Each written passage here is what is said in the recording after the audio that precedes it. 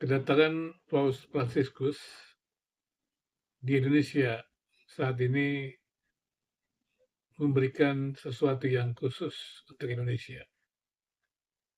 Keragaman Indonesia dengan Pancasilanya mendapatkan penghormatan dari seorang tokoh besar dunia dengan ungkapan Bhinneka Tunggal Ika-nya. Bagaimanakah penghargaan kita terhadap diri kita sendiri? Ini perlu kita pertanyakan bersama jika kita saat ini sedang dikunjungi seorang tokoh besar, seorang pemimpin besar yang mengabdikan hidupnya bagi kemanusiaan. Pengamatan saya sekilas bagi saya sendiri cukup mencengangkan. Mengapa cukup mencengangkan? Karena kehadiran beliau, Paus Fransiskus itu menurut saya sangat luar biasa. Mengapa saya katakan sangat luar biasa? Karena ketika beliau datang, beliau tidak mengharapkan penghormatan apapun, bahkan beliau juga datang dalam kesederhanaan. Sampai seorang netizen yang memperhatikan apakah betul Paus Fransiskus ini hidup dalam kesederhanaan karena kecintaannya kepada orang-orang miskin, orang-orang menderita. Mereka sampai melihat kepada jam tangannya. Ternyata jam tangannya pun sangat murah. Jauh dari pikiran para netizen mungkin dan kita semuanya yang tahu siapa Paus Fransiskus tersebut. Tapi ketika kita melihat bahwa Paus Fransiskus hadir atau menghadirkan dirinya di Indonesia ini tanpa basa-basi, tanpa kemasan-kemasan tertentu di dalam kesederhanaannya, justru disitulah kita melihat kemanusiaan yang sejati. Jadi tidak salah kalau banyak orang mengatakan kita menemukan tokoh, kita menemukan panutan. Ya memang Paus Fransiskus ini tidak mewarisi apa-apa, karena sebagai seorang paus dia tidak punya keturunan. Tentunya sungguh bersyukur juga dia terhindar dari ambisi untuk menurunkan segala sesuatu yang dia punya, tetapi dia bagikan kepada kemanusiaan.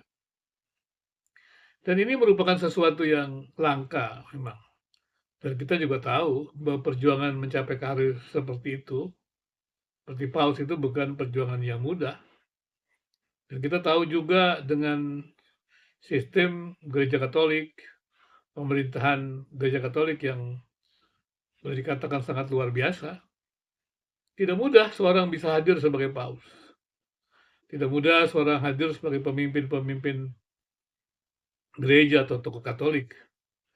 Dan pendidikan mereka juga yang cukup baik, ya. Pendidikan mereka yang selalu menjadi teladan bagi banyak orang. Ya, harusnya juga kita berharap di negeri ini juga demikian. Meskipun masih banyak pendidikan Katolik yang harganya mahal begitu, dan memang di pendidikan di Indonesia ini masih mahal. Kita berharap juga dengan kehadiran paus ini, maka pendidikan-pendidikan yang diberikan oleh gereja Katolik juga bisa lebih melihat kebutuhan rakyat Indonesia yang pada umumnya hidup dalam garis kemiskinan. Bahkan kita hari-hari ini sedang melihat bahkan terjadi lagi kelompok kelas menengah yang terancam jatuh miskin juga dengan kondisi ekonomi yang ada. Itu artinya kita membutuhkan sebuah pendidikan yang baik, pendidikan yang murah. Maksud saya bukan pendidikan murahan. Pendidikan yang murah karena memang setiap warga bangsa, setiap rakyat ini berhak mendedikasikan hidupnya, memberikan kontribusinya bagi pembangunan bangsa. Nah, kalau rakyat kebanyakan di negeri ini tidak mendapatkan pendidikan yang baik, bagaimana mereka bisa memberikan kontribusi besarnya bagi negara ini? Bagaimana mereka bisa meningkatkan ataupun mengusahakan seluruh kompetensi yang ada itu bagi kontribusi pembangunan bangsa Indonesia? Pemerintah tentunya bertanggung jawab untuk menghadirkan pendidikan yang unggul, pendidikan yang baik, mulai dari level yang terendah sampai dengan level yang tertinggi. Kalau pendidikan ini tidak diperhatikan dengan baik, ya menurut saya akan sangat memprihatinkan sekali. Masih banyak suara-suara dari tokoh-tokoh negeri ini yang mengatakan pendidikan Indonesia itu amburadul. Jadi menjadi persoalan bagi kita. Bagaimana tidak amburadul? Para pendidik di negeri ini, guru-guru itu untuk hidup saja mereka masih banyak yang sulit. Bahkan dosen-dosen juga di perguruan tinggi masih banyak yang bekerja sampingan. Artinya bekerja sampingan karena mereka tidak cukup atau tidak mampu mendapatkan kecukupan dari pekerjaannya sebagai dosen. Dan kita juga melihat bagaimana terjadinya karya-karya yang buruk, baik dalam karya-karya ilmiah, plagiasi, jual beli jasa, dan karya-karya ilmiah yang terbitkan untuk mendapatkan jabatan-jabatan fungsional itu tidak berpengaruh untuk meningkatkan pendidikan di Indonesia, apalagi meningkatkan kesejahteraan masyarakat Indonesia. Seharusnya kan sebuah karya ilmiah, karya para pemikir, karya pakar, ini kan memberikan kontribusi bagi kemajuan bangsa, kemajuan masyarakat, sehingga masyarakat tahu bagaimana hidup lebih baik, berpikir lebih baik, bekerja lebih baik, menata hidup bersama dengan lebih baik. Nah, kalau para pemikiran-pemikiran ini tidak diadopsi, bagaimana kumpulan komunitas, organisasi, apapun namanya, bisa menjadi lebih baik tanpa hasil-hasil penelitian dari para pakar di pendidikan tinggi itu. Nah, para pakar pendidikan tinggi juga tidak bisa berbicara karena karya-karya penelitiannya dianggap remeh, uang lebih tinggi, lebih berharga daripada karya-karya penelitian tersebut. Dan mereka juga bekerjanya juga tanpa ada dukungan. Dan akhirnya penelitian hanya sekadar penelitian, tak berkontribusi apapun dalam kehidupan masyarakat. Nah, kita berharap bahwa kehadiran Paus yang menyapa para pemimpin gereja Katolik dan juga menyapa warga bangsa Indonesia dengan sapaan kasihnya, toleransinya, dan juga perjuangannya bagi kemanusiaan. Ini bisa menolong negeri ini untuk keluar dari persoalan-persoalan yang berat. Politik di negeri ini tidak lagi hanya mementingkan kepada kepentingan individu. Karena politik itu sendiri adalah nilai.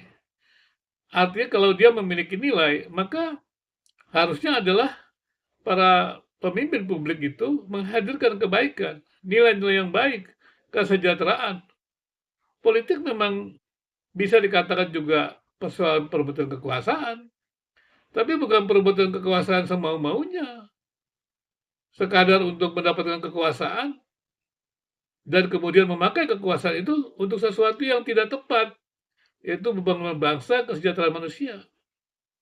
Kekuasaan itu memang dekat dengan kekerasan, yaitu tindakan-tindakan yang tidak tepat, yang tidak benar untuk eksploitasi manusia.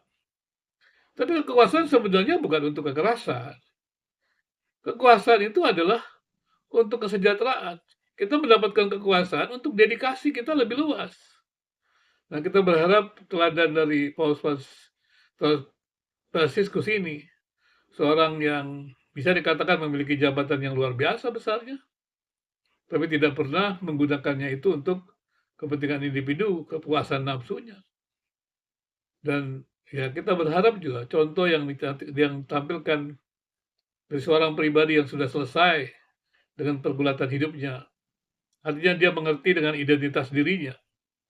Bahkan satu kata yang sangat membuat saya takjub adalah ketika dia berani mengatakan kepada orang-orang yang disingkirkan itu, dengan mengatakan uh, kepada dirinya dan kepada orang-orang itu, bahwa siapa saya tidak punya hak untuk menghakimi siapapun. Termasuk menghakimi mereka-mereka yang tidak benar tindakannya. Tapi dia menyapa orang-orang itu untuk hidup benar. Jadi Paus Fransiskus itu datang menyapa orang-orang yang bertempur, berperang, dikatakan pernah tersebut, dan mendamaikannya. Dan dia tidak menghakiminya.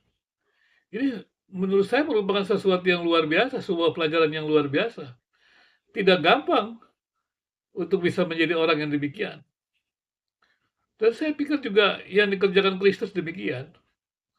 Yesus mati di kayu salib menebus dosa manusia. Dia tidak menghakimi kita saat ini. Bahkan dia menebus dosa kita, membawa kita kepada persekutuan dengannya. Itulah warta kasih yang dinyatakan oleh Paus Fransiskus. Dan mestinya juga menjadi tuntunan bagi kita semuanya. Hidup bersama ini harusnya memberikan keuntungan bersama. Bukan keuntungan pribadi, nafsu untuk kepuasan pribadi, segalanya adalah untuk diri kita. Bukankah ketika kita mengatakan segalanya untuk diri kita akan dirampas oleh orang-orang lain apa yang kita punya itu. Karena pada waktu kita mengatakan segalanya bagi kita, itu sama saja kita merampas hak orang lain. Jadi menurut saya melepaskan nafsu kita, angkara murka kita itu adalah membangun kebersamaan. Itu sebabnya jikalau kita mengatakan kita beriman, harusnya iman itu adalah menghadirkan kedamaian, menghadirkan kebaikan, menghadirkan keadilan. Iman bukan menghadirkan keangkuhan. Karena iman adalah sebuah pernyataan ketidakberdayaan, ketidakmampuan, dan hanya Sang Maha Kuasa yang berkuasa. Dan ketika kita meyakini ketidakberdayaan, bersama dengan orang-orang lain yang sama-sama tidak berdaya, beriman, maka kita saling menguatkan, bukan saling menghakimi. Karena siapa kita yang bisa menghakimi orang lain? Siapa kita yang bisa dikatakan yang tidak pernah salah? Kita semua pernah salah. Jadi kita berharap sekali lagi bahwa Indonesia bisa mendapatkan kesempatan menghargai sebuah pengalaman di mana kita semua juga melihat sebuah figur yang mungkin kita bisa teladani, kita bisa contoh untuk menjadi hidup lebih baik. Ya tentunya kita semua juga harus berusaha untuk menjadi teladan, menjadi contoh, untuk menjadi lebih baik lagi. Sekali lagi selamat datang Paus Fransiskus. Dengan segala hormat, kiranya kehadiran Sri Paus Fransiskus ke bumi Indonesia ini menjadi berkat bagi Indonesia dan bangsa-bangsa di dunia. Dan kiranya kemuliaan Sang Pencipta itu dinyatakan. Dan kita semua yang menyatakan diri beriman, marilah kita membangun hubungan yang baik antar agama. Bukan dengan nafsu, kekuasaan, ataupun semangat yang menghancurkan. Tapi semangat yang mendamaikan, yang menguatkan satu sama lain.